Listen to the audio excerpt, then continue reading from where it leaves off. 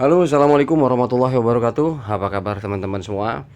Mudah-mudahan ada dalam keadaan sehat walafiat, jasmani dan rohani ya. Seperti biasa, saya doakan teman-teman mudah-mudahan semua sehat selalu, diberi keberkahan, kelancaran semua aktivitasnya, amin ya rabbal alamin. Oke, pada kesempatan ini saya rasa ada informasi ya yang perlu kita sama-sama ketahui. Barangkali ini penting buat teman-teman ya. Tapi kalau buat saya memang penting karena kenapa? Kalau buat saya pribadi ini adalah salah satu informasi kekuatan daripada proyek yang kita jalankan ya. Salah satu kekuatan data yang memang kita menjalankan sebuah proyek ini, latar belakangnya seperti apa, corporate-nya seperti apa, gitulah ya teman-teman ya. Oke, to the point aja langsung.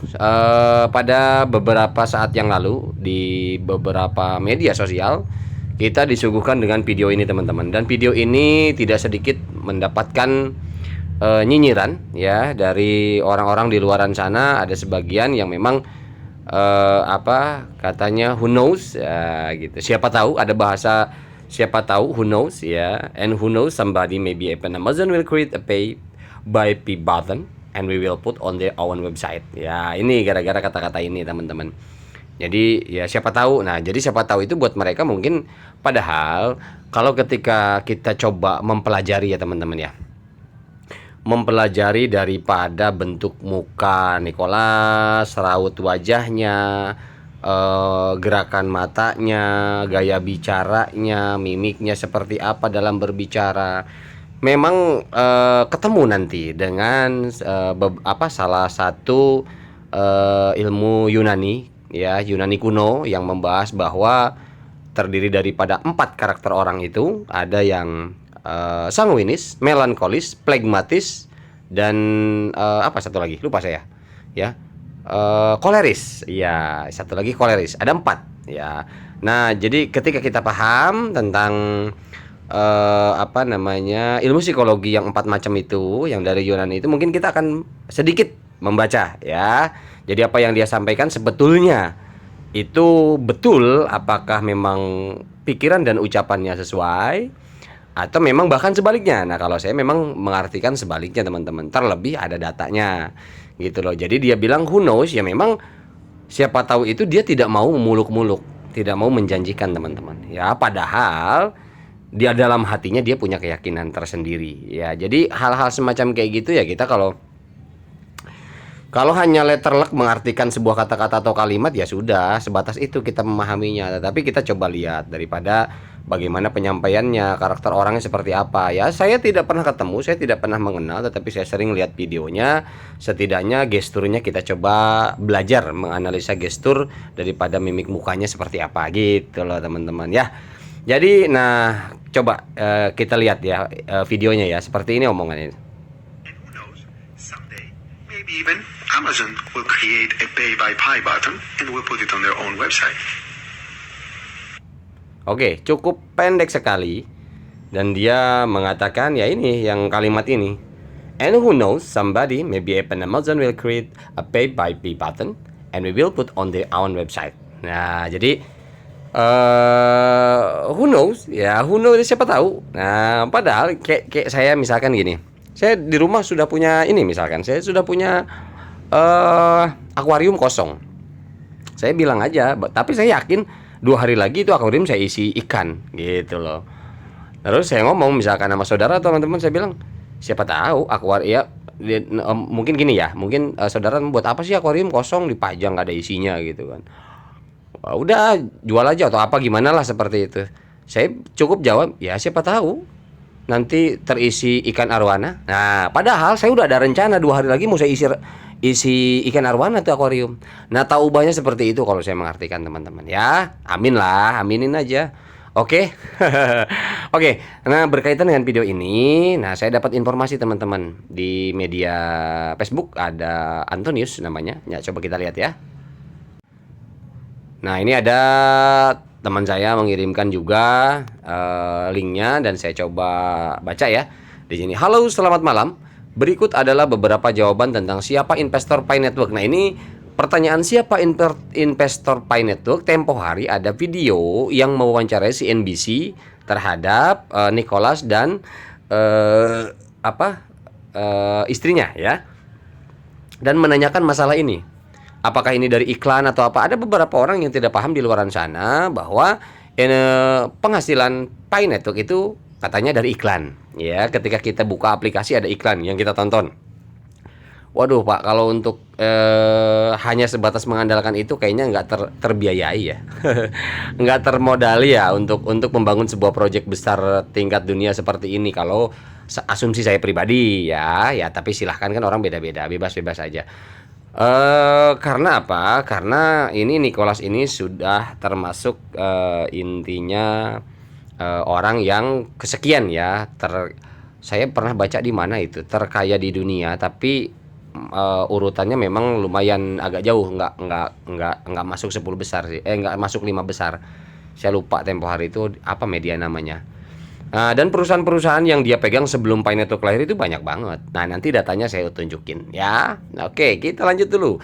Percakapan sudah saya translate tanpa satupun yang saya kurangi. Siapa Dr. Nicholas Kokalis, siapa StarX, dan siapa startupnya, peran Amazon. Nah, ini disebut nih di sini nih, udah mulai nih. Peran Amazon, dan ada bank yang sudah sejak lama siap menerima Pi. Semua ini di luar exchange, Tesla dan Quinton Elon. Next kita bahas yang termasuk peran Stellar ya, termasuk peran Stellar juga. Nah, ini foto yang dia screenshot dan dia artikan teman-teman. Nah, sebelum kita coba baca ini kan saya kasih judul edisi baca lah ya. Tetapi ada beberapa yang ingin saya informasikan terkait dengan ini peran Amazon ya. Kemudian StarX, ini StarX tulisannya bukan StarX ya, StarX, peran Amazon dan lain-lain. Dan perbankan juga. Coba kita lihat, kalau teman-teman nggak percaya, kita cari datanya, nggak masalah. Bahwa ada apa, siapa sebenarnya di balik Pi Network, pemodal atau investor besarnya. Sebenarnya perusahaan Nicholas sendiri, yang dikelola sama Nicholas sendiri. Kita coba cek ya. Nah, ini saya buka di depzone.my.id. Ini website kita loh, lokal Indonesia. Nah, ini makanya bahasanya Indonesia. Sebenarnya video saya sebelumnya ada ngebahas tentang backgroundnya daripada Nicholas dan Cheng Dipao Van ya, istrinya. Itu saya ada videonya khusus background atau biografi daripada mereka berdua. Itu ada videonya khusus di video saya. Nah, ini di websitenya depzone.my.id, mengenal pendiri Pi Network ya. Di sini Kokalis PhD Depzone. Nah, coba kita lihat ya. Oke, ini preview lah ya. Ini pasca kedokteran. Dr. Nicholas Kokalis adalah, nggak apa-apa kita baca aja. Adalah pasca doktoral di bidang ilmu komputer di Universitas Stanford. Ini sekelas Universitas Stanford aja, bidang ilmu komputer itu luar biasa loh. Masih banyak yang mencela loh keilmuannya. Ya itulah kaum-kaum di luar kita lah, di luar komunitas inilah. Aduh, lucu ya Allah. Di mana ia melakukan penelitian dalam komputasi sosial dan saat ini mengajar kursus merancang aplikasi terdesentralisasi blockchain. Mengajar kursus. Dia bukan belajar tapi mengajar. Ya. Merancang aplikasi desentralisasi blockchain. Ya, karena dia sendiri yang menciptakan blockchain ya. Di awal PhD-nya, dia menciptakan kerangka kerja untuk menyederhanakan pemrograman pada sistem terdistribusi yang toleran terhadap kesalahan. Oke? Nggak usah saya ulangi, silahkan carilah perdalam. Soalnya kan banyak saya lihat orang-orang pintar ya, yang komentar juga para ahli kayaknya itu. Kemudian Kokalis memiliki keahlian dalam merancang aplikasi sosial viral yang telah menarik lebih dari 20 juta pengguna ya, dengan tingkat keterlibatan dan retensi yang sangat baik, dan menerima penghargaan Facebook Foundation pada tahun 2009. Facebook Foundation itu kasih penghargaan ke beliau pada tahun 2009. Dia adalah anggota tim pendiri StarX, komunitas pengusaha nirlaba dan pedal gas untuk anggota Stanford Alliance,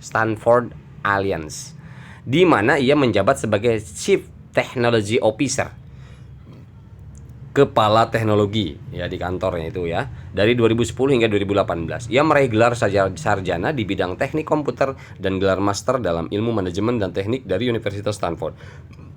Nah, ini yang menarik. Nah, selanjutnya ya, Sebelum mengimplementasikan proyek Pi Network, Nicholas Kokalis telah bertahun-tahun melakukan penelitian tentang cryptocurrency. Bertahun-tahun melakukan penelitian tentang cryptocurrency. Dia juga yang kuliah di Stanford itu melakukan penelitiannya bertahun-tahun. Ini yang baru setahun 2 tahun kayak model saya lah, baru tahun dari 2019 doang baru taunya. Mosok meremehkan gitu loh kemampuan daripada Nicholas, kan lucu jadinya. Yang baru tahu baru setahun 2 tahun ya kan, dan tidak menganalisa, tidak meneliti juga, tidak mempelajari, memperdalam juga, tapi komennya luar biasa gitu kan. Selain kegiatan profesional, Nicholas Kokalis juga CTO StarX, dana yang mendukung mahasiswa Stanford untuk memulai bisnis. Sejak didirikan pada tahun 2011, StarX telah membantu 1.300 startup yang sukses, termasuk lebih dari 700 perusahaan unicorn seperti Brands. Nah ini nih, coba perhatikan nama perusahaannya. Oke, kita sebut satu-satu. Brands, Lime, Live 360. Teman-teman silahkan klik, cari di apa sih namanya yang buat ini tuh, yang buat download aplikasi itu, astagfirullahaladzim, lupa saya.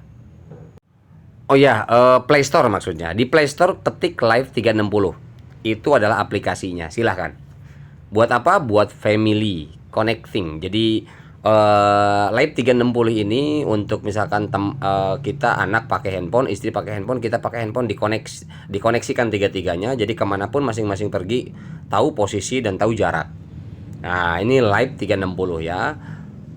Patreon, Poinet, ini Patreon saya nggak tahu. Ini Kodiak Sciences, ini science, bidang ilmu pengetahuan. Kemudian investor dan mitra StarX termasuk Amazon. Nah, ini nih, lihat Amazon, termasuk Amazon ya di sini. Jadi Amazon dengan Nicholas itu sudah sejak lama ada hubungan. Paham ya teman-teman ya?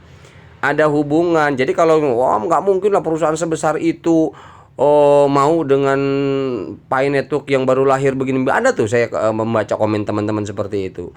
Dia komen seperti itu karena nggak tahu bahwa Amazon itu justru ikut di backup dan dikelola teknologinya dengan Nicholas gitu loh. Dan founder daripada Amazon itu adalah kerabat karibnya atau sahabat karibnya Nicholas, teman-teman. Ya, jadi lucu kalau orang yang nggak mungkin lah, mana gini itu kan perusahaan besar. Sudah, makanya biarkan saja.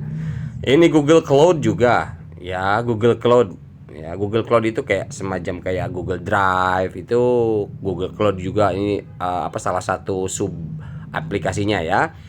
Google Drive, kemudian Google Cloud itu apalagi ya. Banyak lah intinya ya. Ini Google. Kemudian GitHub. Nah, GitHub sendiri kan dipakai untuk apa? Buat explore ya, melacak daripada transaksi dan lain sebagainya. Ini Nicholas sendiri yang buat. Kemudian Brex, Daikin di Indonesia ada perusahaan Daikin,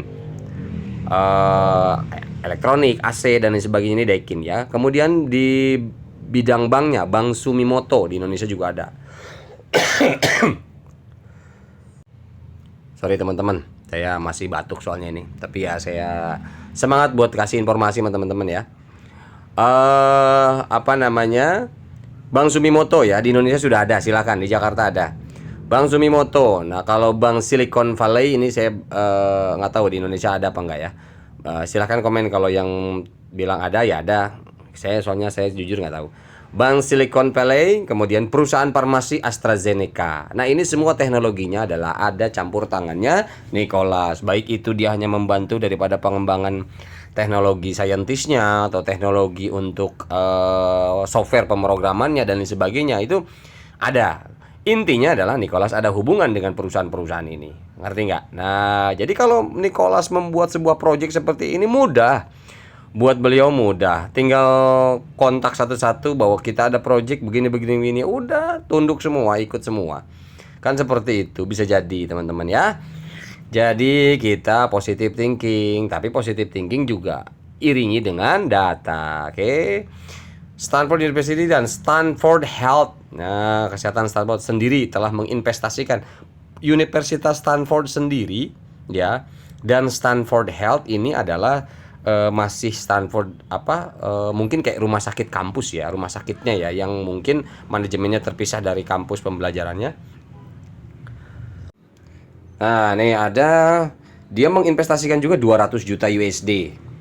Ya, 200 juta USD loh untuk mendanai anggota komunitas StarX. Sementara di StarX itu ada siapa? Ini sebagai CTO StarX siapa? Nicholas Kokalis, teman-teman. Ya, jadi aduh, kalau cuma ngandelin iklan doang, teman-teman.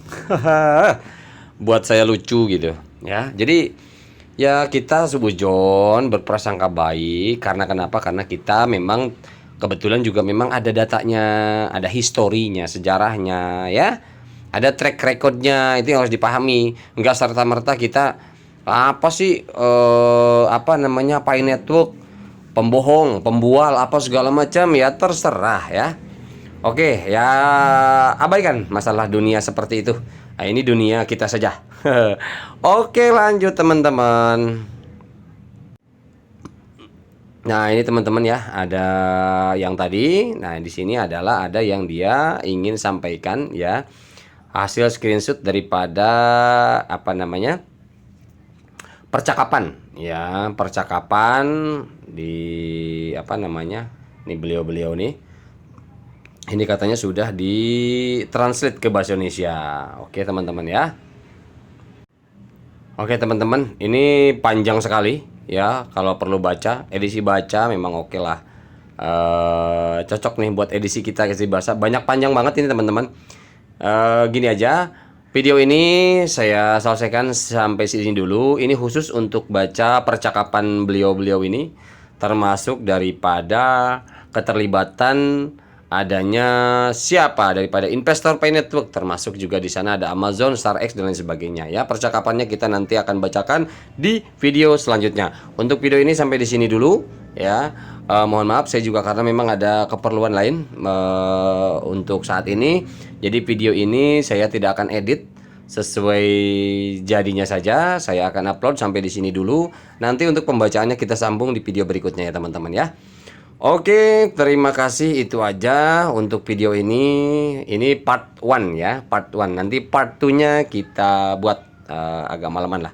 Oke, itu aja. Terima kasih teman-teman. Mudah-mudahan sehat selalu. Wabillahi taufiq hidayah. Assalamualaikum warahmatullahi wabarakatuh.